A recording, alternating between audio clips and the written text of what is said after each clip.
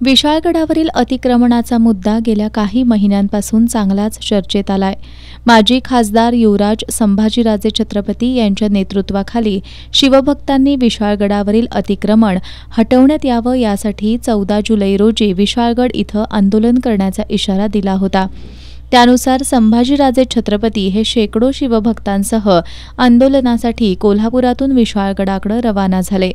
मात्र संभाजीराजे यांच्यासह कार्यकर्ते विशाळगडावर पोहोचण्यापूर्वीच काही समाजकंटकांनी विशाळगड आणि गजापूर परिसरात तोडफोड आणि जाळपोळ केली। यामध्ये अनेक कुटुंबांचे संसार उद्ध्वस्त झाले।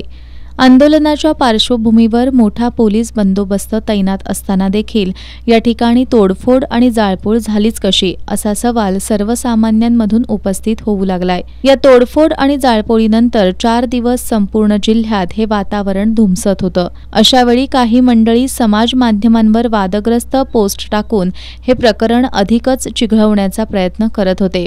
जिल्हा प्रशासनाकडून या प्रकरणी वादग्रस्त पोस्ट टाकणाऱ्यांवर कारवाई करण्याची भीती घालण्यात आली होती। मात्र या प्रकरणाला 8 दिवस उलटले तरी काही मंडळी विशाळगड प्रकरणावरून समाज माध्यमांवर जातीय तेढ निर्माण करणाऱ्या आणि राजकीय ध्रुवीकरण करणाऱ्या पोस्ट टाकत आहेत। समाजकंटकांच्या आगीनं धुमसणारा विशाळगड परिसर शांत करण्याची गरज असताना काही मंडळी या आगीत तेल ओतण्याचं काम करतायत। प्रशासनानं अशा लोकांवर कडक कारवाई करण्याची मागणी होतीये।